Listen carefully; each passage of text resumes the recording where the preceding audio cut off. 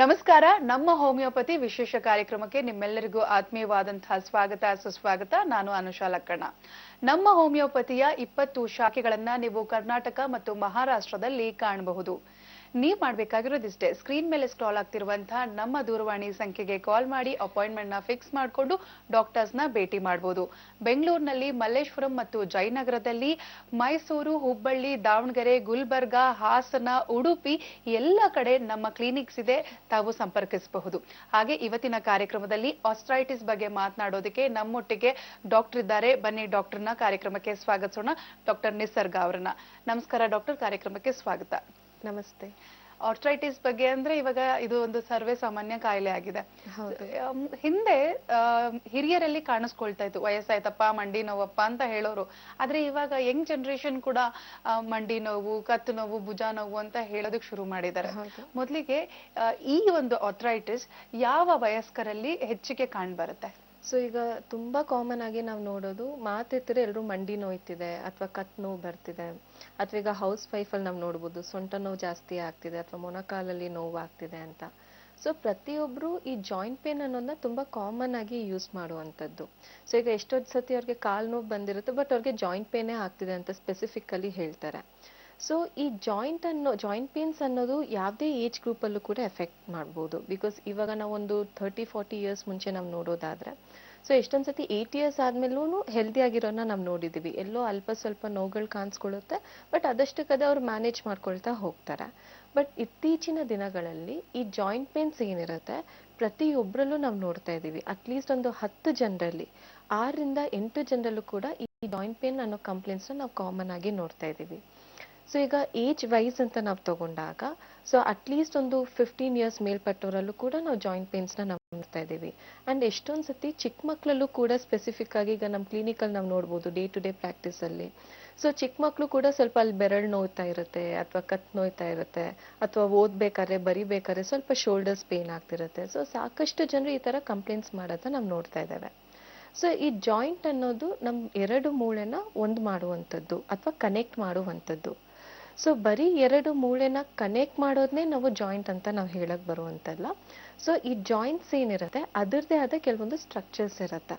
So ಮೊದಲನೇದಾಗಿ ಈಗ ಒಂದು ಜಾಯಿಂಟ್ ಮೂವ್ ಆಗಬೇಕು, ಅಥವಾ ಈಗ ನಾವು ಕುತ್ಕೊಬೇಕು, ಬೆಂಡ್ ಆಗಬೇಕು, ಅಥವಾ ಒಂದು ವಸ್ತುನ ನಾವು ತಗೊಬೇಕು, ಎತ್ಕೊಬೇಕು, ಬರಿಬೇಕು. ಸೊ ಪ್ರತಿಯೊಂದು ನಾವು ಕೆಲಸ ಮಾಡೋದೇ ಈ ಜಾಯಿಂಟ್ ಮೂವ್ಮೆಂಟ್ಸ್ ಇಂದ. ಸೊ ಈ ಜಾಯಿಂಟ್ ಅನ್ನೋದು ನಮಗೆ ಸಪೋರ್ಟಿಂಗ್ ಸ್ಟ್ರಕ್ಚರ್ ತರ ಕೆಲಸ ಮಾಡುತ್ತೆ. ಸೊ ಈ ರೀತಿ ಕರೆಕ್ಟ್ ಆಗಿ ಯಾವುದೇ ರೀತಿ ಅಡಚಣೆ ಇಲ್ಲದೆ ನಾವು ಬೆಂಡ್ ಮಾಡಬೇಕು ಅಂದ್ರೆ ಅದಕ್ಕೆ ಲ್ಯೂಬ್ರಿಕೆಂಟ್ ಇಂಪಾರ್ಟೆಂಟ್ ಆಗುತ್ತೆ. ಸೊ ಪ್ರತಿಯೊಂದು ಜಾಯಿಂಟಲ್ಲೂ ಒಂದು ಫ್ಲೂಯಿಡ್ ಅನ್ನೋದು ಇರುತ್ತೆ. ಸೊ ಅದೇ ರೀತಿ ಪ್ರತಿಯೊಂದು ಜಾಯಿಂಟಲ್ಲೂ ಒಂದು ಕಾರ್ಟಿಲೇಜಸ್ ಅಂತ ಇರುತ್ತೆ, 2 ಮೂಳೆನ ಕನೆಕ್ಟ್ ಮಾಡೋಕ್ಕೆ ಒಂದು ಲಿಗಮೆಂಟ್ ಅಂತ ಇರುತ್ತೆ, ಆ್ಯಂಡ್ 2 ಮೂಳೆನ ಜೊತೆಗೆ ಮಾಂಸಖಂಡಗಳಿಗೆ ಕನೆಕ್ಟ್ ಮಾಡುವಂಥದ್ದು ಟೆಂಡಾನ್ಸ್ ಅಂತ ಹೇಳ್ತೇವೆ. ಸೊ ಇದು ಕಂಪ್ಲೀಟ್ ಆಗಿ ನಮಗೆ ಓವರ್ ಆಲ್ ಆಗಿ ಜಾಯಿಂಟ್ ಸ್ಟ್ರಕ್ಚರ್ ಅನ್ನೋದನ್ನ ನಾವು ನೋಡ್ತೇವೆ. ಈಗ ಜಾಯಿಂಟ್ ಪೇನ್ ಅನ್ನ ಮಾತ್ರಕ್ಕೆ, ಈಗ ಜಾಯಿಂಟ್ ಪೇನ್ ಜನರಲ್ ಟರ್ಮ್ ಆಯಿತು, ಅಥವಾ ಆರ್ಥ್ರೈಟಿಸ್ ಅಂತ ನಾವೇನು ಹೇಳ್ತೇವೆ ಈ ಜಾಯಿಂಟ್ಸಿಗೆ ಸಂಬಂಧಪಟ್ಟಿದ್ದು ಆ ಜಾಯಿಂಟ್ಸ್ಗಳಲ್ಲಿ ನೋವಾಗುವಂಥದ್ದು. ಆದರೆ ಈ ಜಾಯಿಂಟಲ್ಲಿ ಯಾವ ಭಾಗ ಆಗಿರುತ್ತೆ ಸೊ ಅದ್ರ ಮೇಲೆ ಪೇನ್ಸ್ ಡಿಪೆಂಡ್ ಆಗ್ತಾ ಹೋಗುತ್ತೆ. ಸೊ ಈಗ ಕೆಲವೊಬ್ಬರಲ್ಲಿ ಮಂಡಿ ನೋವು ಅನ್ನೋದು ಇರುತ್ತೆ, ಕೆಲವೊಬ್ಬರಲ್ಲಿ ಕತ್ ನೋವು ಅನ್ನೋದು ಬರುತ್ತೆ. ಈಗ ಸಿಸ್ಟಮ್ ಮುಂದೆ ಕೆಲಸ ಮಾಡೋರಾಗಿರ್ಬೋದು, ಈಗ IT ಕಂಪನೀಸಲ್ಲಿ ಆಗಿರ್ಬೋದು, ಈಗಂತೂ ವರ್ಕ್ ಫ್ರಮ್ ಹೋಮ್ ಅಂತ ನಡೀತಿದೆ. ಸೊ ಅವ್ರು ಕಂಟಿನ್ಯೂಸ್ ಆಗಿ ಕುತ್ಕೊಂಡಾಗ ಅವರಲ್ಲಿ ನಾವು ನೋಡೋದು ಬ್ಯಾಕ್ ಪೇನ್ ಬರುವಂಥದ್ದು, ಅಥವಾ ಕತ್ ನೋವು ಬರುವಂಥದ್ದು, ಅಥವಾ ಫಿಂಗರ್ ಜಾಯಿಂಟ್ಸ್ ಅಲ್ಲಿ ಪೇನ್ ಬರುವಂಥದ್ದು. ಸೊ ಈ ಜಾಯಿಂಟ್ ಪೇನ್ ಅನ್ನೋದು ನಮಗೆ ಸ್ಟ್ರೈನ್ ಇಂದ ಆಗುವಂಥದ್ದು, ಅಥವಾ ನಮ್ಮ ಲೈಫ್ ಸ್ಟೈಲ್ ಇಂದ ಆಗುವಂಥದ್ದು, ಅಥವಾ ಏನಾದರೂ ಮೆಕ್ಯಾನಿಕಲ್ ಇಂಜುರಿ ಅಂತ ಹೇಳ್ತೇವೆ. ಈಗ ಎಷ್ಟೋ ಜನ ಯಂಗ್ಸ್ಟರ್ಸ್ ಫೀಲ್ಡ್ ವರ್ಕ್ ಅಂತ ಮಾಡ್ತಾರೆ. ಸೊ ಅವರಲ್ಲಿ ನಾವು ಸ್ಪಾಂಡಿಲೋಸಿಸ್ ಇಶ್ಯೂಸ್ ಅರ್ಲಿ ಏಜಲ್ಲೇ ನಾವು ನೋಡುವಂಥದ್ದು, ಕತ್ ನೋವು ಬೇಗ ಬರುವಂಥದ್ದು. ಸೊ ಸರ್ವೇ ಸಾಮಾನ್ಯವಾಗಿ ಈ ಜಾಯಿಂಟ್ ಪೇನ್ಸ್ ಅನ್ನೋದೇನಿರುತ್ತೆ ತುಂಬಾ ಕಾಮನ್ ಆಗಿ ಎಲ್ಲ ವಯಸ್ಕರಲ್ಲೂ ಕೂಡ ನಾವು ನೋಡ್ತಾ ಇದ್ದೇವೆ. ಆ್ಯಂಡ್ ಅದು ಜೊತೆಗೆ ಅವ್ರ ಆಕ್ಯುಪೇಷನ್ಸ್ ಮೇಲೇನು ಡಿಪೆಂಡ್ ಆಗುತ್ತೆ. ಅದು ಫೀಲ್ಡ್ ವರ್ಕ್ ಇಂದ ಹಿಡಿದು ಅಥವಾ ಸ್ಟೂಡೆಂಟ್ಸ್ ಇಂದ ಹಿಡಿದು ಇನ್ಕ್ಲೂಡಿಂಗ್ ಡಾಕ್ಟರ್ಸ್ ಅಲ್ಲೂ ಕೂಡ ನಾವು ಈ ರೀತಿ ಜಾಯಿಂಟ್ ಪೇನ್ಸ್ ನಾವು ತುಂಬಾ ಕಾಮನ್ ಆಗಿ ನಾವು ನೋಡ್ತಾ ಇದ್ದೀವಿ. ಓಕೆ, ಈಗ ಒಂದು ಕಾಲ್ ಇದೆ, ಸ್ವೀಕರಿಸೋಣ. ಹಲೋ. ಹಲೋ. ಹಲೋ ಮೇಡಮ್, ಮಾತಾಡ್ಬೋದಾ? ಮಾತಾಡಿ ಸರ್, ತಮ್ಮ ಹೆಸರು? ನವೀನ್ ಅಂತ ಹೇಳಿ. ನವೀನ್ ಅವ್ರು ಎಲ್ಲಿಂದ ಕಾಲ್ ಮಾಡ್ತಾ ಇದ್ದೀರಾ? ನಾವು ಶಿವಮೊಗ್ಗ ಮೇಡಮ್, ಸಾಗರದಿಂದ ಮಾತಾಡ್ತಾ ಇದ್ದೀನಿ. ಓಕೆ, ಮಾತಾಡಿ ಡಾಕ್ಟರ್ ಹತ್ರ. ಹಲೋ. ಕೊಡಿ ಮೇಡಮ್. ಹಲೋ, ಹೇಳಿ ನವೀನ್ ಅವರೇ. ಹಲೋ ಮೇಡಮ್, ಇದು ನಮ್ಮ ತಾಯಿಯವ್ರಿಗೆ ಯೂರಿಕ್ ಆಸಿಡ್ ಅಲ್ಲಿ ವ್ಯತ್ಯಾಸ ಆಗಿದೆ ಅಂತ ಹೇಳಿ ಡಾಕ್ಟರ್ ಹೇಳಿದ್ದಾರೆ. ಓಕೆ ಅದು ಜಾಯಿಂಟ್ಸ್ ಎಲ್ಲ ತುಂಬಾ ಪೈನ್ ಇರುತ್ತೆ ಅವ್ರಿಗೆ. ಓಕೆನಾ? ಈವನ್ ನಾವು ಮೆಡಿಸಿನ್ ತರ ಟ್ರೈ ಮಾಡಿದ್ವಿ ಬೇರೆದೆಲ್ಲ, ಬಟ್ ನಮ್ಗೆ ಅಷ್ಟು ಮಟ್ಟಿಗೆ ರಿಸಲ್ಟ್ ಬರ್ತಾ ಇಲ್ಲ. ಸೊ ಇದಕ್ಕೆ ಏನ್ ಸೊಲ್ಯೂಷನ್ಸ್ ಏನಾದ್ರು ಇದೆಯಾ ಅಂತ ಹೇಳಿ ಕಾಲ್ ಮಾಡಿದ್ವಿ.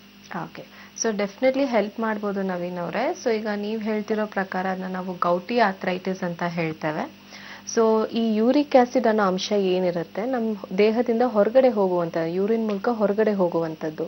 ಬಟ್ ಕೆಲವೊಬ್ಬರಲ್ಲಿ ಏನಾಗುತ್ತೆ, ಈ ಯೂರಿಕ್ ಆಸಿಡ್ ಮೆಟಬಾಲಿಸಮ್ ಅಲ್ಲಿ ಸ್ವಲ್ಪ ಏರುಪೇರು ಆಗುತ್ತೆ.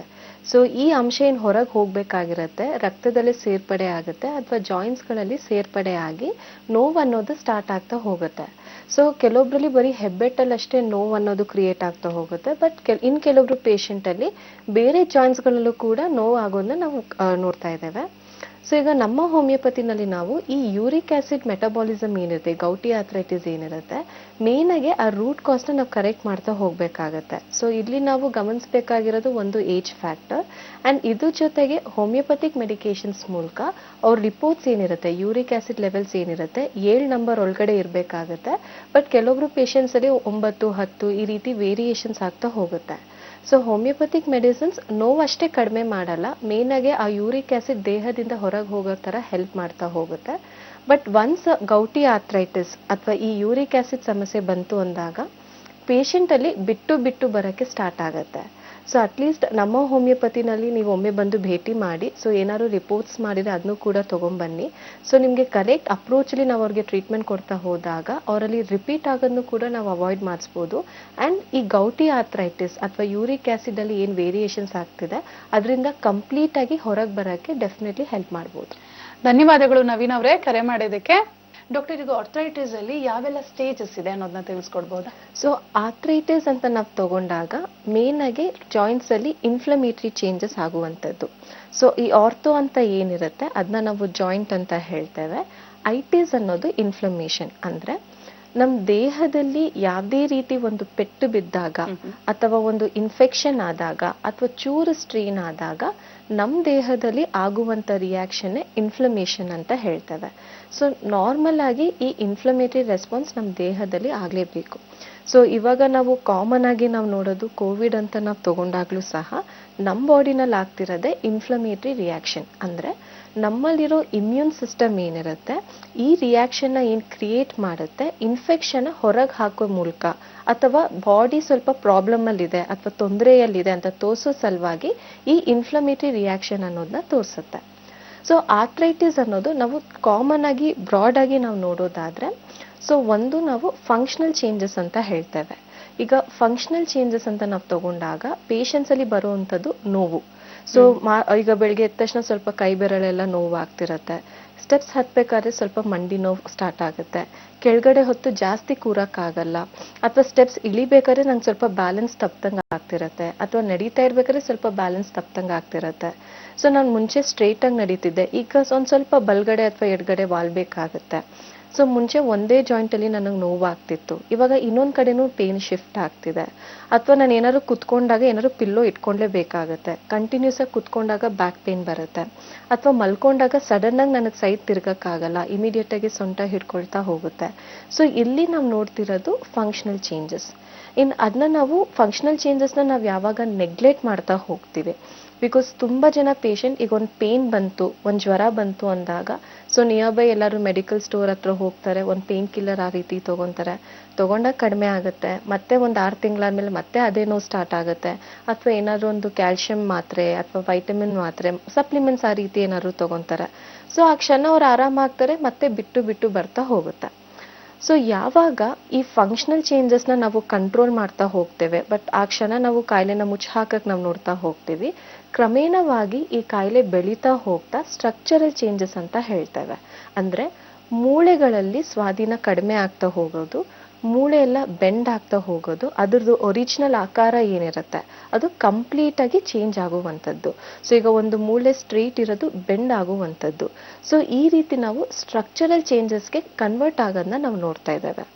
ಸೊ ಈ ಆಥ್ರೈಟಿಸ್ ಅಲ್ಲಿ ಸಾಕಷ್ಟು ತರ ವಿಧಾನಗಳಿರುತ್ತೆ, ಟೈಪ್ಸ್ ಅನ್ನೋದು ಇರುತ್ತೆ. ಸೊ ನಾವು ಜನರಲ್ ಆಗಿ ನಾವು ನೋಡೋದಾದ್ರೆ ಮಿನಿಮಮ್ ಅಂದ್ರೆ 100 ತರ ಇರುತ್ತೆ ಆಥ್ರೈಟಿಸ್ ಅಲ್ಲಿ.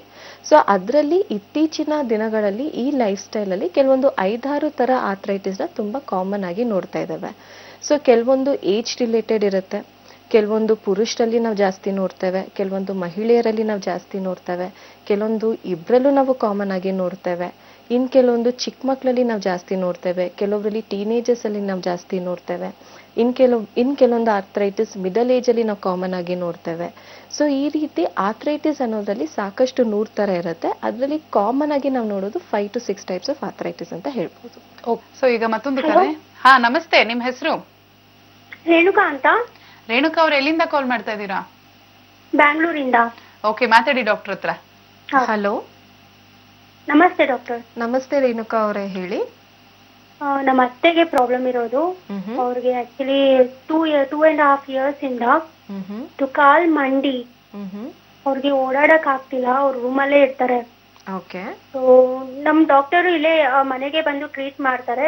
1.5 ವರ್ಷದಿಂದ ಟ್ರೀಟ್ಮೆಂಟ್ ಕೊಡಿಸ್ತಾ ಇದೀವಿ. ಓಕೆ. ಬಟ್ ಇನ್ನೂ ಹಾಗೆ ಇದೆ. ಓಡಾಡಕ್ಕೇನು ತುಂಬಾ ಕಷ್ಟ, ಕಟ್ಕೊಂಡು ಎದೋಳಕ್ ಆಗಲ್ಲ, ನಡಿಯಕ್ ಆಗಲ್ಲ, ಬಾತ್ರೂಮ್ಗೆ ಹೋಗೋದಕ್ಕೂ ತುಂಬಾ ಕಷ್ಟ ಪಡ್ತಾರೆ. ಓಕೆ. ಸೊ ಅವರಲ್ಲಿ ಬೇರೆ ಏನಾದ್ರೂ ಸಮಸ್ಯೆಗಳಿದೆಯಮ್ಮ? BP, ಶುಗರ್ ಅಥವಾ ಥೈರಾಯ್ಡ್ ಸಮಸ್ಯೆ? ಡಯಾಬಿಟಿಸ್ ಪ್ರಾಬ್ಲಮ್ ಇದೆ. ಓಕೆ. ಅವ್ರ ವಯಸ್ಸು ಎಷ್ಟು? ತಗೊಳ್ತಾರೆ. ಓಕೆ, ಅವ್ರ ವಯಸ್ಸು ಎಷ್ಟು? 57. ಓಕೆ ಅಮ್ಮ. ಡೆಫಿನೆಟ್ಲಿ ಹೋಮಿಯೋಪತಿಕ್ ಮೆಡಿಸಿನ್ಸ್ ಹೆಲ್ಪ್ ಮಾಡುತ್ತೆ. ಬಿಕಾಸ್ ಈಗ ನೀವು ಬರೀ ಅವ್ರಿಗೆ ನೋವಾಗ್ತಿದೆ ಅಂತ ನೀವು ಟ್ರೀಟ್ಮೆಂಟ್ ಕೊಡಿಸ್ತಾನೆ ಹೋದ್ರೆ ಅವ್ರು 10 ವರ್ಷ ಆದ್ರೂ ಟ್ರೀಟ್ಮೆಂಟ್ ಬರೀ ನೋವಿನ ಮಾತ್ರೆನೇ ತಗೊಬೇಕಾಗತ್ತೆ. ಅಂಡ್ ಪ್ರತಿ ಬಾರಿನೂ ಅವರಲ್ಲಿ ಈ ಕಾಯಿಲೆ ಏನಿರುತ್ತೆ ಜಾಸ್ತಿ ಆಗ್ತಾ ಹೋಗುತ್ತೆ. ಸೊ ಈಗ ಅವ್ರಿಗೆ ಒಂದು 5-6 ವರ್ಷದ ಮುಂಚೆ ಅವ್ರದ್ದು ಬರೀ 2ನೇ ಸ್ಟೇಜಲ್ಲಿ ಇತ್ತು ಅಂದ್ರೆ, ಇನ್ನು ನೀವು ಬರೀ ನೋವಿನ ಮಾತ್ರೆ ಕೊಡ್ತಾನೆ ಇದ್ರೆ ಆ ಪೇಷಂಟ್ ಅಲ್ಲಿ 3ನೇ ಸ್ಟೇಜ್ ಅಥವಾ 4ನೇ ಸ್ಟೇಜ್ ವರೆಗೂ ಡೆವಲಪ್ ಆಗೋ ಚಾನ್ಸಸ್ ಇರುತ್ತೆ. ಅಂಡ್ ಅದ್ರ ಜೊತೆಗೆ ಅವರಲ್ಲಿ ಸಕ್ಕರೆ ಕಾಯಿಲೆ ಇರೋದ್ರಿಂದ ಈ ಮೂಳೆ ಸವಿಯೋದು ಕೂಡ ಸ್ವಲ್ಪ ಬೇಗನೆ ಆಗ್ತಾ ಹೋಗುತ್ತೆ. ಸೊ ಇದನ್ನ ನಾವು ಆಸ್ಟಿಯೋ ಆರ್ಥ್ರೈಟಿಸ್ ಅಂತ ಹೇಳ್ತೇವೆ. ಸೊ ಮೊದಲನೇದಾಗಿ ನಿಮ್ಮ ಹತ್ರ ಏನಾದ್ರು ಎಕ್ಸ್ರೇ ರಿಪೋರ್ಟ್ಸ್ ಇತ್ತು ಅಥವಾ ಏನಾದ್ರು MRI ಮಾಡಿಸಿದ್ರಿ ಅಂದ್ರೆ ಒಮ್ಮೆ ತಗೊಂಡ್ಬನ್ನಿ. ಅಥವಾ ಏನು ರಿಪೋರ್ಟ್ಸ್ ಮಾಡಿಲ್ಲ ಅಂದ್ರೂ ತೊಂದರೆ ಇಲ್ಲ. ಸೊ ಏನಾದ್ರು ಮೆಡಿಕೇಶನ್ ತಗೊಂತಿದ್ರೆ ಅದನ್ನು ಸಹ ತಗೊಂಡ್ಬಂದು ಭೇಟಿ ಮಾಡಿ. ಸೊ ಈಗ ನಮ್ಮ ಹೋಮಿಯೋಪತಿನಲ್ಲಿ ಬರೀ ನಾವು ಅವ್ರಿಗೆ ಆಸ್ಟಿಯೋ ಆರ್ಥ್ರೈಟಿಸ್ಗೆ ಅಷ್ಟೇ ನಾವು ಟ್ರೀಟ್ಮೆಂಟ್ ಕೊಟ್ಟಿರಲ್ಲ. ಸೊ ಮೇಯ್ನಾಗಿ ಅವರಲ್ಲಿ ಸಕ್ಕರೆ ಕಾಯಿಲೆನೂ ನಾವು ಸರಿಪಡಿಸ್ತಾ ಹೋಗಬೇಕಾಗತ್ತೆ. ಬಿಕಾಸ್ ಅವರಲ್ಲಿ ಶುಗರ್ ಲೆವೆಲ್ಸ್ ಎಷ್ಟು ಕಂಟ್ರೋಲಲ್ಲಿದೆ ಅದು ಸಹ ಅಷ್ಟೇ ಇಂಪಾರ್ಟೆಂಟ್ ಆಗುತ್ತೆ. ಸೊ ಹೋಮಿಯೋಪತಿಕ್ ಮೆಡಿಸಿನ್ಸ್ ಮೂಲಕ ಅವ್ರು ಸಕ್ಕರೆ ಕಾಯಿಲೆಯಿಂದನೂ ಸಫರ್ ಆಗೋದನ್ನ ಕಡಿಮೆ ಮಾಡ್ತಾ ಹೋಗ್ಬೋದು. ಆ್ಯಂಡ್ ಅದ್ರ ಜೊತೆಗೆ ಮೂಳೆ ಏನು ಸವಿತಾ ಹೋಗ್ತಿದೆ, ಈ ಮೂಳೆ ಏನು ಡ್ಯಾಮೇಜ್ ಆಗ್ತಾ ಹೋಗ್ತಿದೆ, ಡೆಫಿನೆಟ್ಲಿ ಅದಕ್ಕೊಂದು ಶಾಶ್ವತ ಪರಿಹಾರ ಇರುತ್ತೆ. ಸೊ ಕರೆಕ್ಟಾಗಿ ಫಾಲೋ ಅಪ್ ಮಾಡಿ, ಸ್ವಲ್ಪ ಡೆಫಿನೆಟ್ಲಿ ಟೈಮ್ ತಗೊಳುತ್ತೆ. ಬಟ್ ನೀವು ಪ್ರಾಪರ್ ಆಗಿ ಪೇಷಂಟ್ಲಿ ನೀವು ಟ್ರೀಟ್ಮೆಂಟ್ ತಗೊಂಡಾಗ ನೀವು ಎಕ್ಸ್ಪೆಕ್ಟ್ ಮಾಡೋ ರಿಸಲ್ಟ್ಸ್ ಡೆಫಿನೆಟ್ಲಿ ಸಿಗುತ್ತಮ್ಮ. ಧನ್ಯವಾದಗಳು ರೇಣುಕಾ ಅವರೇ ಕರೆ ಮಾಡಿದ್ದಕ್ಕೆ. ಡಾಕ್ಟರ್, ಇವಾಗ ನೀವು ಹೇಳಿದ್ರಿ ಹೆಣ್ಮಕ್ಳಲ್ಲಿ ಒಂಥರ ಡಿಫ್ರೆಂಟ್ ಆಗಿ ಕಾಣುತ್ತೆ ಅಥವಾ ಪುರುಷರಲ್ಲಿ ಬೇರೆ ರೀತಿ ಇರುತ್ತೆ ಅಂತ. ಮತ್ತೆ ಕೆಲವರು ಹೇಳ್ತಾ ಇರ್ತಾರೆ ಹೆಣ್ಮಕ್ಳಿಗೆ ವಿಶೇಷವಾಗಿ ಒಂದು 30-35 ದಾಟ ಆದ್ಮೇಲೆ ಬೋನ್ಸ್ ಸವಿತಾ ಬರುತ್ತೆ ಅಂತ. ಸೊ ಏನಕ್ಕೆ ಅದು? ಮತ್ತೆ ಅದಕ್ಕೂ ಮತ್ತೆ ಆರ್ಥ್ರೈಟಿಸ್ಗೂ ಏನಾದ್ರೂ ಸಂಬಂಧ ಇದೆಯಾ? ಸೊ ಒಂದು ಏಜ್ ಇತ್ತು ಎಲ್ಲಿ ಅಂದ್ರೆ ಒಂದು 45 years 50 years ಆದ್ಮೇಲೆ ಪೇಷಂಟ್ಸ್ ಅಲ್ಲಿ ಜಾಯಿಂಟ್ ಪೇನ್ಸ್ ನ ನಾವು ನೋಡ್ತಿದ್ವಿ. ಬಿಕಾಸ್ ಏಜ್ ಆಗ್ತಿದೆ ಅಂದ ತಕ್ಷಣ ಮೂಳೆಗಳು ಸವಿಯಕ್ಕೆ ಸ್ಟಾರ್ಟ್ ಆಗುತ್ತೆ ಅಂತ ಕಾಮನ್ ಆಗಿ ಹೇಳ್ತಿದ್ವಿ. ಎಲ್ಲರೂ ಅದೇ ರೀತಿ ಮ್ಯಾನೇಜ್ಮೆಂಟ್ ಅಂತ ಮಾಡೋರು. ಸೊ ಮುಂಚೆ ನೀ ರಿಪ್ಲೇಸ್ಮೆಂಟ್ ಅಷ್ಟು ಕಾಮನ್ ಆಗಿರ್ತಿರ್ಲಿಲ್ವಾ, ಅಥವಾ ಈ ಪರ್ಟಿಕ್ಯುಲರ್ ಜಾಯಿಂಟ್ ಎಫೆಕ್ಟ್ ಆಗಿದೆ ಅಂದಾಗ ಆ ಜಾಯಿಂಟ್ ನ ರೀಪ್ಲೇಸ್ ಮಾಡೋ ಅಂಶ ಸ್ವಲ್ಪ ಕಡಿಮೆನೇ ಇರ್ತಿತ್ತು. ಸೊ ಬಟ್ ಇತ್ತೀಚಿನ ದಿನಗಳಲ್ಲಿ ತುಂಬಾ ಜನರಲ್ಲಿ ಈ ನೀ ರಿಪ್ಲೇಸ್ಮೆಂಟ್ಗೆ ತುತ್ತಾಗ್ತಿದ್ದಾರೆ. ಸೊ ಅದರಲ್ಲಿ ನಾವು ಫಸ್ಟ್ ಕಾಮನ್ ಆಗಿ ಆರ್ಥ್ರೈಟಿಸ್ ಅಲ್ಲಿ ನಾವು ನೋಡೋದಾದ್ರೆ ಆಸ್ಟಿಯೋ ಆರ್ಥ್ರೈಟಿಸ್ ಅಂತ ಹೇಳ್ತೇವೆ. ಸ್ಪೆಷಲಿ ಇದು ಮಹಿಳೆಯರಲ್ಲೂ ಎಫೆಕ್ಟ್ ಆಗ್ತಿದೆ, ಪುರುಷರಲ್ಲೂ ಎಫೆಕ್ಟ್ ಆಗ್ತಿದೆ. 1% ಪುರುಷರಲ್ಲೂ ಕೂಡ ಜಾಸ್ತಿ ಅಂತಾನೆ ಹೇಳ್ಬೋದು. ಸೊ ಆಸ್ಟಿಯೋ ಆರ್ಥ್ರೈಟಿಸ್ ಅನ್ನೋದು ಏಜ್ ರಿಲೇಟೆಡ್ ಡಿಸಾರ್ಡರ್ ಅಂತ ಹೇಳ್ಬೋದು. ಅಂದ್ರೆ ಈ ಜೆಲ್ ಅಂತ ಏನಿರುತ್ತೆ, ಸೊ ನಾನು ಆಗ್ಲೇ ಹೇಳ್ದಂಗೆ ಪ್ರತಿಯೊಂದು ಜಾಯಿಂಟ್ ಅಲ್ಲೂ ಈ ಜೆಲ್ ಇರುತ್ತೆ. ಈಗ ನಮ್ಮ ಬಾಗ್ಲು ಚಿಲ್ಕ ತುಕ್ ಹಿಡಿದಾಗ ಪದೇ ಪದೇ ರಬ್ ಮಾಡ್ತಿದ್ರೆ ಇನ್ನು ಡ್ಯಾಮೇಜ್ ಆಗುತ್ತೆ. ಅದಕ್ಕೆ ಸ್ವಲ್ಪ ನಾವೇನಾದ್ರು ಎಣ್ಣೆ ಆ ಥರ ಏನಾದ್ರು ಹಾಕಿದ್ರೆ ಸ್ವಲ್ಪ ಈಸಿ ಮೂಮೆಂಟ್ ಕೊಡುತ್ತೆ. ಸೊ ಅದೇ ರೀತಿ ಈ ಜೆಲ್ ಕೂಡ ನಮಗೊಂದು ಲೂಬ್ರಿಕೆಂಟ್ ಇದ್ದಂಗೆ. ಸೊ ಪ್ರತಿಯೊಂದು ಜಾಯಿಂಟ್ ಅಲ್ಲಿ ಈ ಜೆಲ್ ಏನಿರುತ್ತೆ ಜಾಯಿಂಟ್ಸ್ ನ ಫ್ಲೆಕ್ಸಿಬಲ್ ಮಾಡ್ತಾ ಹೋಗುತ್ತೆ, ಅಂದ್ರೆ ಮೂವ್ ಮಾಡಕ್ಕೆ ಸ್ವಲ್ಪ ಈಸಿ ಆಗ್ತಾ ಹೋಗುತ್ತೆ. ಆಸ್ಟಿಯೋ ಆರ್ಥ್ರೈಟಿಸ್ ಪೇಷಂಟ್ ಅಲ್ಲಿ ಈ ಪರ್ಟಿಕ್ಯುಲರ್ ಜೆಲ್ ಅನ್ನೋ ಅಂಶ ಏನಿರುತ್ತೆ ಕ್ರಮೇಣವಾಗಿ ಕಡಿಮೆ ಆಗುತ್ತೆ. ಸೊ ಯಾವಾಗ ಈ ಜೆಲ್ ಡ್ರೈ ಆಗ್ತಾ ಹೋಗುತ್ತೆ, ಎರಡು ಮೂಳೆ ಮಧ್ಯೆ ಜಾಗ ಏನಿರುತ್ತೆ ಅದು ಚಿಕ್ಕದಾಗ್ತಾ ಹೋಗುತ್ತೆ. ಯಾವಾಗ ಚಿಕ್ಕದಾಗ್ತಾ ಹೋಗುತ್ತೆ, ಆ ಕಾರ್ಟಿಲೇಜಸ್ ಏನ್ ಸುತ್ತಕೊಂಡಿರುತ್ತೆ ಜಾಯಿಂಟ್ಸ್ ಹತ್ರ, ಕಂಪ್ಲೀಟ್ ಆಗಿ ಡ್ಯಾಮೇಜ್ ಆಗಕ್ಕೆ ಸ್ಟಾರ್ಟ್ ಆಗುತ್ತೆ. ಸೊ ಆಸ್ಟಿಯೋ ಆರ್ಥ್ರೈಟಿಸ್ ನ ನಾವು ಏಜ್ ರಿಲೇಟೆಡ್ ಜೊತೆಗೆ ಡಿಜೆನರೇಟಿವ್ ಡಿಸಾರ್ಡರ್ಸ್ ಅಂದ್ರೆ ಕಂಪ್ಲೀಟ್ ಆಗಿ ಕಾರ್ಟಿಲೇಜಸ್ ಎಲ್ಲ ಡ್ಯಾಮೇಜ್ ಆಗ್ತಾ ಹೋಗುವಂಥದ್ದು. ಸೊ ಆಸ್ಟಿಯೋ ಆರ್ಥ್ರೈಟಿಸ್ ಅನ್ನೋದು ಲಾರ್ಜರ್ ಜಾಯಿಂಟ್ಸ್ ಅಂತ ಹೇಳ್ತೇವೆ. ಅಂದ್ರೆ ಯೂಶಲಿ ನಾವು ಮಂಡಿ ಮೂಳೆನಲ್ಲಿ ಕಾಮನ್ ಆಗಿ ನೋಡ್ತೇವೆ, ಸೊಂಟದ ಮೂಳೆ ಭಾಗದಲ್ಲಿ ಹಿಪ್ ಜಾಯಿಂಟ್ ಅಲ್ಲಿ ಕಾಮನ್ ಆಗಿ ನೋಡ್ತಾ ಇದ್ದೇವೆ, ಭುಜದ ಕಡೆ ಜಾಸ್ತಿ ನಾವು ನೋಡ್ತಾ ಇದ್ದಾರೆ. ಸೊ ಎಷ್ಟೋ ಜನರಲ್ಲಿ ಸ್ವಲ್ಪ ಫ್ರೋಸನ್ ಶೋಲ್ಡರ್ ತರ ಆಗುವಂಥದ್ದು, ಕೆಲವರಲ್ಲಿ ಸೊಂಟದ ಮೂಳೆ ಸವಿತಾ ಹೋಗುವಂಥದ್ದು, ಕೆಲವರಲ್ಲಿ ಮಂಡಿ ಮೂಳೆ ಅಂದ್ರೆ ವೇಟ್ ಬೇರಿಂಗ್ ಜಾಯಿಂಟ್ಸ್ ಅಂತ ಹೇಳ್ತೇವೆ. ಸೊ ಯಾವ ಭಾಗದಲ್ಲಿ ನಮ್ಮ ದೇಹ ತೂಕ ಅತಿ ಪ್ರಮಾಣದಲ್ಲಿ ಬೀಳ್ತಾ ಹೋಗುತ್ತೆ, ಸೊ ಆ ಭಾಗದಲ್ಲಿ ನಾವು ಆಸ್ಟಿಯೋ ಆರ್ಥ್ರೈಟಿಸ್ ಅನ್ನೋದು ಕಾಮನ್ ಆಗಿ ನೋಡ್ತಾ ಇದ್ದೇವೆ. So osteo arthritis age related ಆಗಿದ್ರೂ ಸಹ ಹೆಣ್ಮಕ್ಳಲ್ಲಿ ಸ್ಪೆಷಲಿ ಮುಟ್ಟು ನಿಂತ ಆದ್ಮೇಲೆ, ಸೊ ಅವರಲ್ಲಿ ಕೆಲವೊಂದು ಹಾರ್ಮೋನ್ಸ್ಗಳ ಕೊರತೆಯಿಂದಾಗ ಅಥವಾ ಕೆಲವೊಬ್ಬರಲ್ಲಿ ಆಪರೇಷನ್ ಮಾಡಿ ಆದ್ಮೇಲೆ ಅವರಲ್ಲಿ ನಾವು ಆಸ್ಟಿಯೋ ಆರ್ಥ್ರೈಟಿಸ್ನ ತುಂಬಾ ಕಾಮನ್ ಆಗಿ ನೋಡ್ತೇವೆ. ಸೊ ಯೂಶಲಿ ಆಸ್ಟಿಯೋ ಆರ್ಥ್ರೈಟಿಸ್ ಒಂದೇ ಕಡೆ ಸ್ಟಾರ್ಟ್ ಆಗುವಂಥದ್ದು. ಸೊ ಐದರ್ ಬಲ್ಗಡೆ ಆಗಿರ್ಬೋದು ಅಥವಾ ಎಡಗಡೆ ಆಗಿರ್ಬೋದು. ಸೊ ಫಸ್ಟ್ ಒಂದ್ ಕಡೆ ಸ್ಟಾರ್ಟ್ ಆಗುತ್ತೆ. ಸೊ ನಮ್ ಹ್ಯೂಮನ್ ಟೆಂಡೆನ್ಸಿ ಹೇಗಿರುತ್ತೆ, ಒಂದ್ ಕಡೆ ನೋವಾಗ್ತಿತ್ತಂದ್ರೆ ಆ ಜಾಗನ ಯೂಶಲಿ ನಾವು ಅವಾಯ್ಡ್ ಮಾಡ್ತೀವಿ. ಸೊ ಇನ್ನೊಂದ್ ಕಡೆ ನಮ್ ದೇಹ ತೂಕನ ಪ್ರೆಷರ್ ಹಾಕಕ್ ಸ್ಟಾರ್ಟ್ ಮಾಡ್ತೀವಿ. ಸೊ ನೆಕ್ಸ್ಟ್ ಇನ್ನೊಂದ್ ಜಾಯಿಂಟ್ ಅಲ್ಲಿ ಸವಿಯಕ್ ಸ್ಟಾರ್ಟ್ ಆಗುತ್ತೆ. ಹಾಗೆ ಎಲ್ಲಾ ಜಾಯಿಂಟ್ಸ್ ಅಲ್ಲೂ ಕೂಡ ಜೆಲ್ ಡ್ರೈ ಆಗಕ್ ಸ್ಟಾರ್ಟ್ ಆಗುತ್ತೆ. ಅಂಡ್ ಆಸ್ಟಿಯೋ ಆರ್ಥ್ರೈಟಿಸ್ ಅನ್ನೋದು ಪ್ರೋಗ್ರೆಸಿವ್ ಡಿಸಾರ್ಡರ್ ಅಂತೀವಿ. ಅಂದ್ರೆ ಒಂದು ಕಡೆ ನಿಮ್ಮಲ್ಲಿ ಮೂಳೆ ಸವಿತಿದೆ ಅಂದಾಗ ಕ್ರಮೇಣವಾಗಿ ಎಲ್ಲಾ ಜಾಯಿಂಟ್ಸ್ ಅಲ್ಲೂ ಕೂಡ ಸ್ಪ್ರೆಡ್ ಆಗಕ್ಕೆ ಸ್ಟಾರ್ಟ್ ಆಗುತ್ತೆ. ಸೊ ಇದನ್ನ ನಾವು ಆಸ್ಟಿಯೋ ಆರ್ಥ್ರೈಟಿಸ್ ಅಂತ ಹೇಳ್ತೇವೆ. ಸೊ ಈಗ ಇದಕ್ಕೆ ಕಾರಣ ಅಂತ ನಾವು ತಗೊಂಡಾಗ, ಸೊ ಯೂಶಲಿ ಹೆಣ್ಮಕ್ಳಲ್ಲಿ ಈ ಹೌಸ್ ವೈಫ್ ಅವರಲ್ಲಿ ತುಂಬಾ ಕಂಟಿನ್ಯೂಸ್ ಆಗಿ ನಿನ್ ಕೆಲಸ ಮಾಡ್ತಿರ್ತಾರೆ, ಟೈಮ್ ಊಟ ಮಾಡಲ್ಲ, ತೂಕ ಇತ್ತು ಅಂತ ಕೆಲಸಗಳಾಗಿರ್ಬೋದು. So mechanical strain, chronic mechanical strain ಅಂದ್ರೆ ತುಂಬಾ ವರ್ಷದಿಂದ ಕಂಟಿನ್ಯೂಸ್ ಆಗಿ ಅದೇ ಕೆಲಸ ಮಾಡ್ತಾನೆ ಇದ್ದವರಲ್ಲಿ ಆಸ್ಟಿಯೋ ಆರ್ಥ್ರೈಟಿಸ್ನ ನಾವು ಕಾಮನ್ ಆಗಿ ನೋಡ್ತಾ ಇದ್ದೇವೆ. ಅಂಡ್ ಅದ್ರ ಜೊತೆಗೆ ಯಾರಲ್ಲಿ ಈ ಹಾರ್ಮೋನಲ್ ಇಂಬ್ಯಾಲೆನ್ಸ್ ಇರುತ್ತೆ, ಸ್ಪೆಷಲಿ ಈ ಹೈಪೋಥೈರಾಯ್ಡ್ ಸಮಸ್ಯೆ ಇದ್ದವರಲ್ಲಿ ಅಥವಾ ಪ್ಯಾರಾಥೈರಾಯ್ಡ್ ಡಿಸಾರ್ಡರ್ಸ್ ಅಂತ ಹೇಳ್ತೇವೆ. ಸೊ ಅವರಲ್ಲಿ ಆಗಿರಬಹುದು, ಸಕ್ಕರೆ ಕಾಯಿಲೆ ಆಗಿರಬಹುದು, ಒಬೆಸಿಟಿ ಆಗಿರ್ಬೋದು. ಸೊ ಇವರಲ್ಲಿ ನಾವು ಆಸ್ಟಿಯೋ ಆರ್ಥ್ರೈಟಿಸ್ ಅನ್ನೋದನ್ನ ಕಾಮನ್ ಆಗಿ ನಾವು ನೋಡ್ತಾ ಇದ್ದೇವೆ. ಸೊ ಪ್ರತಿಯೊಬ್ರು ಆಸ್ಟಿಯೋ ಆರ್ಥ್ರೈಟಿಸ್ ಪೇಷಂಟ್ ನಮ್ಮ ಹತ್ರ ಬಂದು ಕುತ್ಕೊಂಡಾಗ ಫಸ್ಟ್ ಕೇಳೋದು ನಂಗೆ ಕೆಳಗಡೆ ಕೂರಂಗ್ ಆಗ್ಬೇಕು, ಮುಂಚೆ ಆರಾಮಾಗಿ ಕುತ್ಕೊಂಡು ಪೂಜೆ ಮಾಡ್ತಿದೆ, ಕೂರಕ್ ಆಗ್ತಿಲ್ಲ ಅಂತ. ಸೊ ಮೊದಲನೇದಾಗಿ ಇಲ್ಲಿ ನಾವು ಅರ್ಥ ಮಾಡ್ಕೊಬೇಕಾಗಿರೋದು ಜೆಲ್ ಪ್ರೊಡಕ್ಷನ್ ಕಡಿಮೆ ಆಗ್ತಿದೆ, ಡ್ರೈ ಆಗ್ತಾ ಹೋಗ್ತಿದೆ. ಸೊ ಇಲ್ಲಿ ಪೇಷಂಟ್ ಕಾನ್ಸಂಟ್ರೇಟ್ ಮಾಡ್ತಿರೋದು ನೋವಿನ ಕಡೆಗೆ. ಸೊ ಪೇಷಂಟ್ ಬಂದ ತಕ್ಷಣ ನೋವು ಕಡಿಮೆ ಆದ್ರೆ ಸಾಕು ಅಂತ. ಬಟ್ ಅದೇ ಪೇಷಂಟ್ 10 ವರ್ಷದಿಂದನೂ ನೋವಿನ ಮಾತ್ರೆ ಮೇಲೆನೆ ಡಿಪೆಂಡ್ ಆಗಿರ್ತಾರೆ. ಸೊ ಎಷ್ಟೋ ಜನ ಮೂಳೆಗಳಿಗೆನೆ ಇಂಜೆಕ್ಷನ್ ತಗೊಂಡಿರೋರು ಇದ್ದಾರೆ. ಸೊ ಇನ್ ಕೆಲವೊಬ್ರು ಪೇಷಂಟ್ ನೀ ರಿಪ್ಲೇಸ್ಮೆಂಟ್ ಮಾಡಿಸ್ಕೊಂಡಿರೋರು ಇದ್ದಾರೆ. ಸೊ ನಮ್ಮ ಹೋಮಿಯೋಪತಿನಲ್ಲಿ ನಾವು ಆಸ್ಟಿಯೋ ಆರ್ಥ್ರೈಟಿಸ್ ಪೇಷಂಟ್ಗೆ ಕೊಡೋ ಮದ್ದು ಬಂದು ಮೇನ್ ಆಗಿ ರೂಟ್ ಕಾಸ್ ನ ನಾವು ಕರೆಕ್ಟ್ ಮಾಡ್ತೀವಿ. ಸೊ ಇಲ್ಲಿ ನಾವು ಜೆಲ್ ಉತ್ಪತ್ತಿ ಮಾಡ್ಸಕ್ಕೆ ನಾವು ಕೊಡ್ಬೇಕಾಗತ್ತೆ, ಬೋನ್ ಡೆನ್ಸಿಟಿನ ಇಂಪ್ರೂವ್ ಮಾಡಕ್ ಕೊಡ್ಬೇಕಾಗತ್ತೆ. ಸೊ ನಾನು ಅವಾಗಲೇ ಹೇಳ್ದಂಗೆ ಫಂಕ್ಷನಲ್ ಚೇಂಜ್ ಇಂದ ಸ್ಟ್ರಕ್ಚರಲ್ ಚೇಂಜ್ ಆಗಬಾರ್ದು. ಸೊ ಈಗ ನನಗೆ ನೋವು ಕಡಿಮೆ ಆಯ್ತು ಬಟ್ ಮೂಳೆ ಬೆಂಡ್ ಆಗ್ತಿದೆ ಅಂದ್ರೆ ಅದು ಒಳ್ಳೆ ಲಕ್ಷಣ ಅಲ್ಲ. ಸೊ ಹೋಮಿಯೋಪತಿ ಗುಳಿಗೆ ನಾವು ಕೊಡ್ತಾ ಹೋದಾಗ, ಬಿಕಾಸ್ ನಮ್ಮ ಹೋಮಿಯೋಪತಿನಲ್ಲಿ ನಾವು ಫಾಲೋ ಮಾಡೋದು ಕಾನ್ಸ್ಟಿಟ್ಯೂಷನಲ್ ಅಪ್ರೋಚ್ ಇರುತ್ತೆ, ಇಂಡಿವಿಜುವಲೈಸ್ ಮಾಡಬೇಕು ಪೇಷಂಟ್ನ. ಸೊ ಯಾಕೆ ಪೇಷಂಟ್ಗೆ ಆಸ್ಟಿಯೋ ಆರ್ಥ್ರೈಟಿಸ್ ಆಗಿದೆ ಅದಕ್ಕೆ ನಾವು ಟ್ರೀಟ್ಮೆಂಟ್ ಕೊಡ್ತಾ ಹೋದಾಗ ಸೊ ಡೆಫಿನೆಟ್ಲಿ ಅವರು ಆಸ್ಟಿಯೋ ಆರ್ಥ್ರೈಟಿಸ್ ಇಂದ ಸಫರ್ ಆಗೋದನ್ನು ಅವಾಯ್ಡ್ ಆಗುತ್ತೆ, ಅದ್ರ ಜೊತೆಗೆ ಆಪರೇಷನ್ ಪ್ರಿವೆಂಟ್ ಮಾಡ್ಬೋದು. ಸೊ ಆಸ್ಟಿಯೋ ಆರ್ಥ್ರೈಟಿಸ್ ಅನ್ನೋದು ತುಂಬಾ ಕಾಮನ್ ಆಗಿ ನೋಡುವಂಥದ್ದು ಏಜ್ ರಿಲೇಟೆಡ್ ಫ್ಯಾಕ್ಟರ್ ಅಂತಾನೆ ಹೇಳ್ಬೋದು. ಸೆಕೆಂಡ್ ಮೋಸ್ಟ್ ತುಂಬಾ ಕಾಮನ್ ಆಗಿ ನಾವು ನೋಡುವಂಥದ್ದು ರುಮ್ಯಾಟಾಯ್ಡ್ ಆರ್ಥ್ರೈಟಿಸ್ ಅಂತ ಹೇಳ್ತೇವೆ. ಸೊ ಈಗ ರುಮ್ಯಾಟಾಯ್ಡ್ ಆರ್ಥ್ರೈಟಿಸ್ ಅನ್ನೋದು ಸಾಕಷ್ಟು ಹೆಣ್ಮಕ್ಳಲ್ಲಿ ನಾವು ನೋಡ್ತಾ ಇದ್ದೀವಿ, ಸ್ಪೆಷಲಿ ಒಂದು 16 ಇಯರ್ಸ್ ಮೇಲ್ಪಟ್ಟವರಲ್ಲೇ ನಾವು ತುಂಬಾ ಕಾಮನ್ ಆಗಿ ನೋಡ್ತಾ ಇದ್ದೇವೆ. ಸೊ ರುಮ್ಯಾಟಾಯ್ಡ್ ಆರ್ಥ್ರೈಟಿಸ್ ಅನ್ನೋದು ಆಟೋ ಇಮ್ಯೂನ್ ಡಿಸಾರ್ಡರ್ ಅಂತ ಹೇಳ್ತೇವೆ. ಸೊ ಈಗ ನಾನು ಆಗ್ಲೇ ಹೇಳ್ದಂಗೆ ಇನ್ಫ್ಲಮೇಷನ್ ಅಂದ್ರೆ ನಮ್ಮ ದೇಹದಲ್ಲಿರೋ ರೋಗ ನಿರೋಧಕ ಶಕ್ತಿ ನಮ್ಮ ದೇಹನ ಕಾಪಾಡ್ಬೇಕಂದ್ರೆ ಈ ರೀತಿ ಇನ್ಫ್ಲಮೇಟರಿ ರಿಯಾಕ್ಷನ್ಸ್ ಅನ್ನೋದನ್ನ ಕ್ರಿಯೇಟ್ ಮಾಡುತ್ತೆ.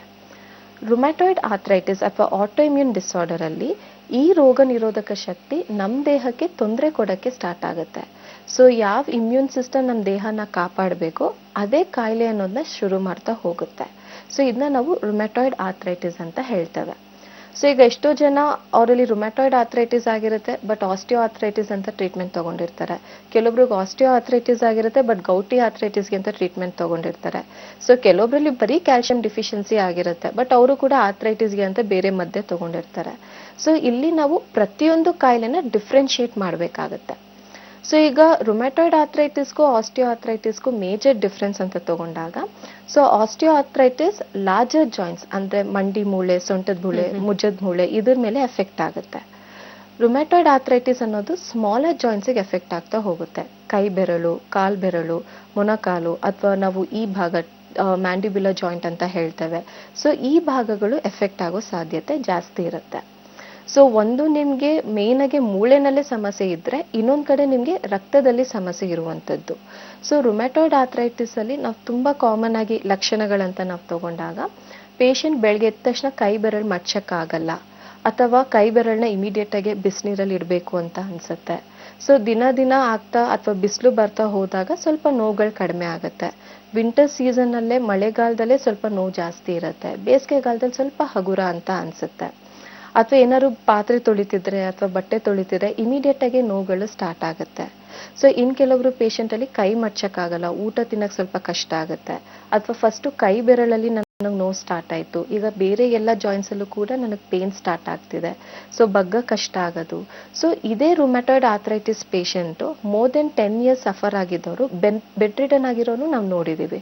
ಸೊ ಈ ಪರ್ಟಿಕ್ಯುಲರ್ ಇನ್ಫೆಕ್ಷನ್ ಅಂದ್ರೆ ಈ ಆಟೋಇಮ್ಯೂನ್ ಡಿಸಾರ್ಡರ್ ಏನಿರುತ್ತೆ, ದೇಹದಲ್ಲಿ ಯಾವುದೇ ಭಾಗಕ್ಕೆ ಬೇಕಿದ್ರೂ ಎಫೆಕ್ಟ್ ಆಗ್ಬೋದು, ಯಾವುದೇ ಭಾಗಕ್ಕೆ ಬೇಕಿದ್ರೂ ಸ್ಪ್ರೆಡ್ ಆಗ್ಬೋದು. ಸೊ ಅದೇ ರೀತಿ ಇನ್ಫೆಕ್ಷನ್ ಅನ್ನೋದು ಬೆನ್ನಿನ ಮೂಳೆಗೂ ಕೂಡ ಸ್ಪ್ರೆಡ್ ಆಗೋ ಸಾಧ್ಯತೆ ಹೆಚ್ಚಿರುತ್ತೆ. ಸೊ ಇದನ್ನ ನಾವು ರುಮ್ಯಾಟಾಯ್ಡ್ ಆರ್ಥ್ರೈಟಿಸ್ ಅಂತ ಹೇಳ್ತಾರೆ. ಸೊ ಮೊದಲನೇದಾಗಿ ಈ ರುಮ್ಯಾಟಾಯ್ಡ್ ಆರ್ಥ್ರೈಟಿಸ್ ಪೇಷಂಟ್ ಅಲ್ಲಿ ಫಸ್ಟ್ ನಾವು ನೋಡೋದು ಅವರು ಡಿಪ್ರೆಷನ್ಗೆ ಹೋಗಿರೋದು. ಬಿಕಾಸ್ ಪ್ರತಿಯೊಬ್ರು ರುಮ್ಯಾಟಾಯ್ಡ್ ಆರ್ಥ್ರೈಟಿಸ್ ಪೇಷಂಟ್ಗೆ ಲೈಫ್ ಲಾಂಗ್ ಇದ್ದಿದ್ದೇ ಇರುತ್ತೆ. ಇದು ರಕ್ತದಲ್ಲೇ ಬಂದಿರುವಂಥದ್ದು. ಸೊ ನೀವು ಲೈಫ್ ಲಾಂಗ್ ಈ ಕಾಯಿಲೆಯಿಂದ ಸಫರ್ ಆಗಬೇಕು ಅಂತಾನೆ ಇನ್ಫಾರ್ಮ್ ಮಾಡಿರ್ತಾರೆ. ಸೊ ರುಮ್ಯಾಟಾಯ್ಡ್ ಆರ್ಥ್ರೈಟಿಸ್ ಇಂದನೂ ಹೊರಗೆ ಬರ್ಬೋದು, ಪ್ರೊವೈಡೆಡ್ ನಿಮಗೆ ಪ್ರಾಪರ್ ಟ್ರೀಟ್ಮೆಂಟ್ ಅನ್ನೋದು ಇಂಪಾರ್ಟೆಂಟ್ ಆಗುತ್ತೆ. ಬಿಕಾಸ್ ಈಗ ರುಮ್ಯಾಟಾಯ್ಡ್ ಆರ್ಥ್ರೈಟಿಸ್ ಪೇಷಂಟ್ ಜನರಲ್ ಆಗಿ ಅವ್ರು ಯೂಶಲಿ ತಗೊಳ್ಳೋದು ಒಂದು ಪೇನ್ ಕಿಲ್ಲರ್ಸ್ ತಗೊಂತಾರೆ, ಒಂದು ಕ್ಯಾಲ್ಸಿಯಂ ಟ್ಯಾಬ್ಲೆಟ್ಸ್ ತಗೊಂತಾರೆ, ಸ್ಟಿರಾಯ್ಡಲ್ ಮೆಡಿಕೇಶನ್ಸ್ ತಗೊಂತಾರೆ. ಸೊ ಇದ್ರಲ್ಲಿ ಅವ್ರು 10 ವರ್ಷ ಆದ್ರೂ ಮ್ಯಾನೇಜ್ ಮಾಡ್ತಾರೆ. ಸೊ ಇಲ್ಲಿ ಒಂದು ಕಾಯಿಲೆನ ಕವರ್ ಮಾಡಕ್ ಹೋಗಿ ಇನ್ನೊಂದು ಕಾಯಿಲೆ ಅನ್ನೋದು ಡೆವಲಪ್ ಆಗ್ತಾ ಹೋಗುತ್ತೆ. ಸೊ ಇದನ್ನ ನಾವು ರುಮ್ಯಾಟಾಯ್ಡ್ ಆರ್ಥ್ರೈಟಿಸ್ ಅಂತ ಹೇಳ್ಬೋದು. ಅಂಡ್ ಒನ್ಸ್ ಅಗೇನ್ ನಮ್ಮ ಹೋಮಿಯೋಪತಿನಲ್ಲಿ ನಾವು ಆರ್ಥ್ರೈಟಿಸ್ ಅನ್ನೋದಕ್ಕಿಂತ ಹೆಚ್ಚಾಗಿ ಯಾಕೆ ಈ ಪೇಷಂಟ್ ಅಲ್ಲಿ ಆರ್ಥ್ರೈಟಿಸ್ ಅನ್ನೋದು ಬಂದಿದೆ, ಆ ರೂಟ್ ಕಾಸ್ ಏನಿದೆ ಅಂಡ್ ಯಾವ ಟೈಪ್ ಆಫ್ ಆರ್ಥ್ರೈಟಿಸ್ ಇರುತ್ತೆ ಅದ್ರ ಮೇಲೆ ನಮ್ಮ ಅಪ್ರೋಚ್ ಆಗ್ತಾ ಹೋಗುತ್ತೆ. ಈಗ ರುಮ್ಯಾಟಾಯ್ಡ್ ಆರ್ಥ್ರೈಟಿಸ್ ಆಗಿಲಿ, ಆಸ್ಟಿಯೋ ಆರ್ಥ್ರೈಟಿಸ್ ಆಗಿಲಿ, ಗೌಟಿ ಆರ್ಥ್ರೈಟಿಸ್ ಆಗಿಲಿ, ಯಾವುದೇ ರೀತಿ ಆರ್ಥ್ರೈಟಿಸ್ ಆಗಿದ್ರು ಅವ್ರ ದೈಹಿಕ ಪ್ರಕೃತಿ ಪ್ರಕಾರ ಅವ್ರ ಎಮೋಷನಲ್ ಹೆಲ್ತ್ ಮತ್ತೆ ಫಿಸಿಕಲ್ ಹೆಲ್ತ್ ಮೇಲೆ ನಮ್ಮ ಅಪ್ರೋಚ್ ನಡೀತಾ ಹೋಗುತ್ತೆ. ಓಕೆ ಡಾಕ್ಟರ್, ತುಂಬಾ ಸೂಕ್ಷ್ಮವಾಗಿ ಎಲ್ಲ ಪರಿಚಯವನ್ನ ಮಾಡಿಕೊಟ್ರಿ ಟೈಪ್ಸ್ ಆಫ್ ಆರ್ಥ್ರೈಟಿಸ್ ಬಗ್ಗೆ. ಆದ್ರೆ ಇವಾಗ ನೀವು ಮುಂಚೆನೆ ಹೇಳ್ದಂಗೆ ಒಂದು 50 ವರ್ಷ ಆದ್ಮೇಲೆ, 45 ವರ್ಷ ಆದ್ಮೇಲೆ ಯೂಶಲಿ ಮಂಡಿ ನೋವು ಅಂತ ಕಾಣಿಸ್ಕೊಳ್ತಾ ಇತ್ತು, ಅಥವಾ ಮೂಳೆಗಳ ನೋವು ಅಂತ ಕಾಣಿಸ್ಕೊಳ್ತಾ ಇತ್ತು. ಆದ್ರೆ ಇವಾಗ ಯಂಗ್ ಜನರೇಷನ್ ಅಲ್ಲೂ ಕೂಡ ಕಾಣಿಸ್ಕೊಳ್ಳುತ್ತೆ. ಆಮೇಲೆ ಸ್ಪೋರ್ಟ್ಸ್ ಮೆನ್ಸ್ ತಗೊಂಡ್ರೆ ಅವ್ರಿಗೂ ಕೂಡ ಏನಾದ್ರು ಇಂಜುರಿ ಆಗಿದ್ರೆ ಮತ್ತೆ ಅವ್ರು ಆಡ್ಲಿಕ್ಕೆ ಆಗೋದಿಲ್ಲ, ಅಥವಾ ಏನಾದ್ರು ಸ್ಕಿಡ್ ಆಗಿದ್ರೆ ಅವಾಗ ಅವರಲ್ಲೂ ಕೂಡ ಈ ಮೂಳೆಗಳ ನೋವು ಕಾಣಿಸ್ಕೊಳ್ಳುತ್ತೆ. ಮತ್ತೆ ಯಂಗ್ ಜನರೇಷನ್ ಅಲ್ಲಿ ಕೂಡ ಕಾಣಿಸ್ಕೊಳ್ತಾ ಇದೆ.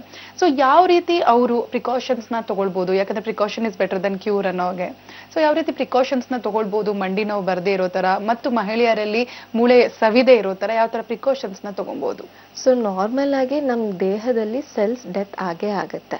ಬಿಕಾಸ್ ಏಜ್ ಆಗ್ತಾ ಆಗ್ತಾ ಸೆಲ್ಯುಲರ್ ಡೆತ್ತು ಆಗುತ್ತೆ, ಡಿಜೆನರೇಟಿವ್ ಪ್ರಾಸೆಸ್ ಆಗುತ್ತೆ.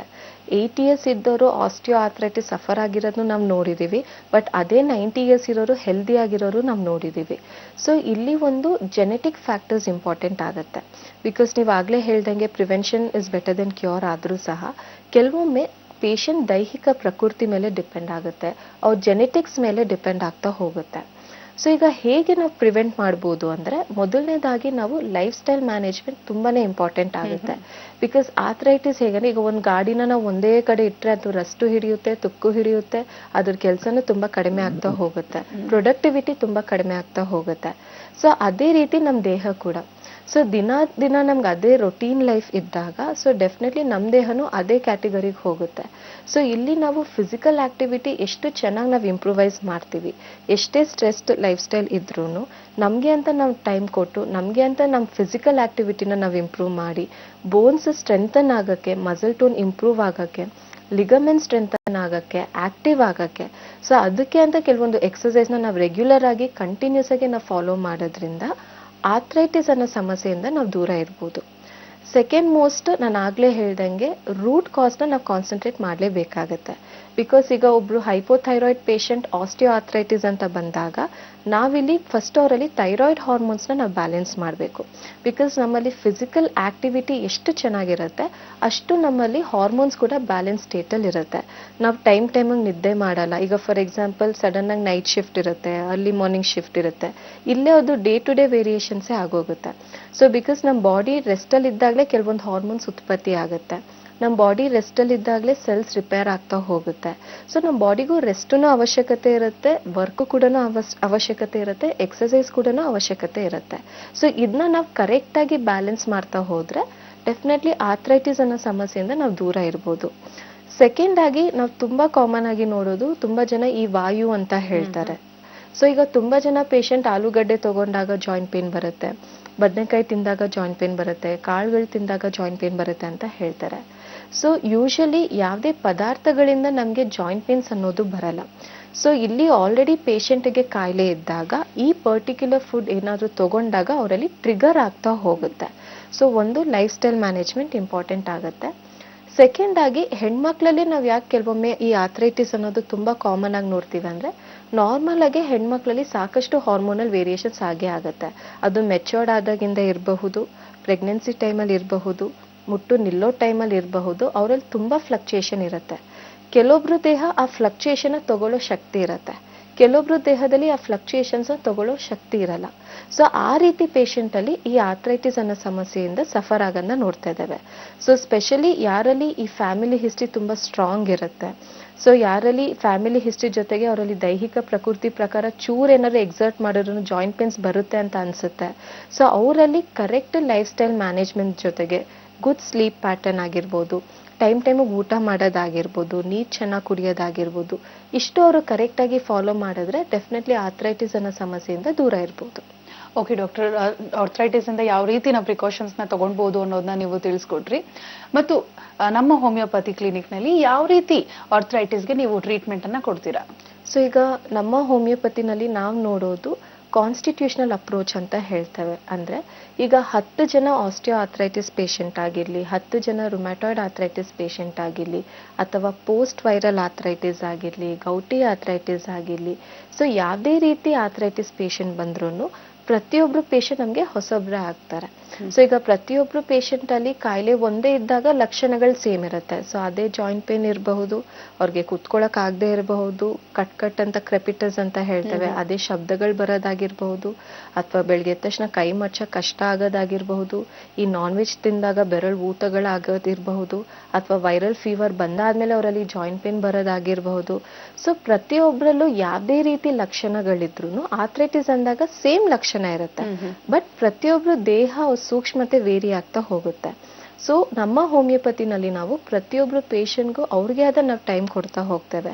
ಬಿಕಾಸ್ ತುಂಬ ಜನ ಪೇಷಂಟ್ ಹೇಳೋದು, ಈಗ ನಮ್ಗೆ ಜಾಯಿಂಟ್ ಪೇನ್ ಅಂತ ಅಂದಾಗ ಒಂದು 10 ಮಾತ್ರೆ ನಾವು ತೊಗೊತೀವಿ, ಮತ್ತೆ ನೆಕ್ಸ್ಟ್ ಟೈಮ್ ಅದೇ ಜಾಯಿಂಟ್ ಪೇನ್ ಅಂದಾಗ ಮತ್ತೆ ಅದೇ ಮಾತ್ರೆ ರಿಪೀಟ್ ಆಗುತ್ತೆ, ಸ್ವಲ್ಪ ಅಲ್ಲಿ ಇಲ್ಲಿ ಡೋಸೇಜಸ್ ಚೇಂಜ್ ಆಗುತ್ತೆ.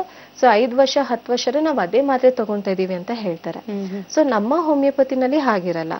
ಸೊ ಪ್ರತಿಯೊಬ್ಬರು ಪೇಷಂಟ್ಗೂ ನಾವು ಎಷ್ಟು ಟೈಮ್ ಕೊಡ್ತಾ ಹೋಗ್ತೇವೆ, ಅವ್ರನ್ನ ಕಂಪ್ಲೀಟ್ ಆಗಿ ಅನಲೈಸ್ ಮಾಡಿ ಪ್ರಾಪರ್ ಆಗಿ ಡಯಾಗ್ನೋಸ್ ಮಾಡಿ ಅವ್ರ ದೇಹಕ್ಕೆ ಏನು ಅವಶ್ಯಕತೆ ಇರುತ್ತೆ, ಅವ್ರ ಕಾಯಿಲೆಗೆ ರೂಟ್ ಕಾಸ್ ಏನಿರುತ್ತೆ ಅದಕ್ಕೆ ನಾವು ಅವ್ರಿಗೆ ಗುಳಿಗೆಗಳನ್ನ ಕೊಡ್ತಾ ಹೋದಾಗ, ಮೆಡಿಸಿನ್ಸ್ ಕೊಡ್ತಾ ಹೋದಾಗ, ಸೊ ಡೆಫಿನೆಟ್ಲಿ ಆರ್ಥ್ರೈಟಿಸ್ ಇಂದ ಏನಿರುತ್ತೆ ಈ ಕಡೆ ನೋವು ಸಹನೂ ಕಡಿಮೆ ಆಗ್ತಾ ಹೋಗುತ್ತೆ ಆಗಿರೋದು ಉಂಟು. ಕೆಲವೊಬ್ಬರಲ್ಲಿ RA ಫ್ಯಾಕ್ಟರ್ ಪಾಸಿಟಿವ್ ಬಂದಿರೋದು, ನಮ್ಮಲ್ಲಿ ನೆಗೆಟಿವ್ ಸಹ ಆಗಿರುತ್ತೆ. ಸೊ ಅವರಿಗೆ ನಾವು ಪ್ರಾಪರ್ ಅಪ್ರೋಚ್, ಪ್ರಾಪರ್ ಟೈಮ್ ಮತ್ತೆ ಪ್ರಾಪರ್ ಮೆಡಿಕೇಶನ್ ಕೊಡ್ತಾ ಹೋದಾಗ ರೂಟ್ ಕಾಸ್ ಇಂದ ಆ ಕಾಯಿಲೆನ ಕಂಪ್ಲೀಟ್ಲಿ ಸರಿ ಮಾಡ್ಬೋದು. ಡಾಕ್ಟರ್, ಇಲ್ಲಿವರೆಗೂ ನಮ್ಮ ಕಾರ್ಯಕ್ರಮದಲ್ಲಿ ಭಾಗವಹಿಸಿ ಆರ್ಥ್ರೈಟಿಸ್ ಬಗ್ಗೆ ಸಾಕಷ್ಟು ವಿಚಾರಗಳನ್ನ ತಿಳಿಸ್ಕೊಟ್ಟಿದ್ದೀರಾ. ತಮಗೆ ಧನ್ಯವಾದಗಳು. Thank you. ನೋಡಿದ್ರಲ್ಲ, ಆರ್ಥ್ರೈಟಿಸ್ ಬಗ್ಗೆ ಸಾಕಷ್ಟು ವಿಚಾರಗಳನ್ನ ಡಾಕ್ಟರ್ ನಿಸರ್ಗ ಅವರು ನಿಮ್ಗೋಸ್ಕರ ತಿಳಿಸ್ಕೊಟ್ಟಿದ್ದಾರೆ. ತಾವು ಸಹ ನಮ್ಮ ಹೋಮಿಯೋಪತಿ ಕ್ಲಿನಿಕ್ ಅನ್ನ ತಪ್ಪದೆ ಭೇಟಿ ಮಾಡಿ ನಿಮ್ಮಲ್ಲಿರುವಂತಹ ಆರೋಗ್ಯದ ಸಮಸ್ಯೆಗಳಿಗೆ ಪರಿಹಾರವನ್ನ ಶಾಶ್ವತವಾಗಿ ಪಡೆದುಕೊಳ್ಳಿ ಅಂತ ಹೇಳ್ತಾ ಇವತ್ತಿನ ಕಾರ್ಯಕ್ರಮವನ್ನ ಇಲ್ಲಿಗೆ ಮುಕ್ತಾಯಗೊಳಿಸ್ತಾ ಇದೀವಿ. ಮತ್ತೆ ನಿಮ್ಮ ಭೇಟಿ ಮುಂದಿನ ಕಾರ್ಯಕ್ರಮದಲ್ಲಿ. Until then, this is Anusha Lakkanna signing off. ನಮಸ್ಕಾರ. ನಮ್ಮ ಹೋಮಿಯೋಪತಿನಲ್ಲಿ ತಕ್ಷಣದ ಪರಿಹಾರ ಕೊಡೋದಿಲ್ಲ. ಆ ರೋಗದ ಮೂಲ ಕಾರಣ ಏನು ಅಂತ ಹುಡುಕಿ ಆ ಮೂಲಕ್ಕೆ ಔಷಧಿ ಕೊಡ್ತಾರೆ. ಆ ರೋಗ ಮತ್ತೊಮ್ಮೆ ತನಗೆ ಬರದೇ ಇರೋ ಹಾಗೆ ನಮ್ಮ ಹೋಮಿಯೋಪತಿ ಮಾಡುತ್ತೆ. ನಮ್ಮ ಹೋಮಿಯೋಪತಿ ಆರೋಗ್ಯ ಸಂಜೀವನಿ. ನಮ್ಮ ಹೋಮಿಯೋಪತಿ ಆರೋಗ್ಯ ಸಂಜೀವನಿ.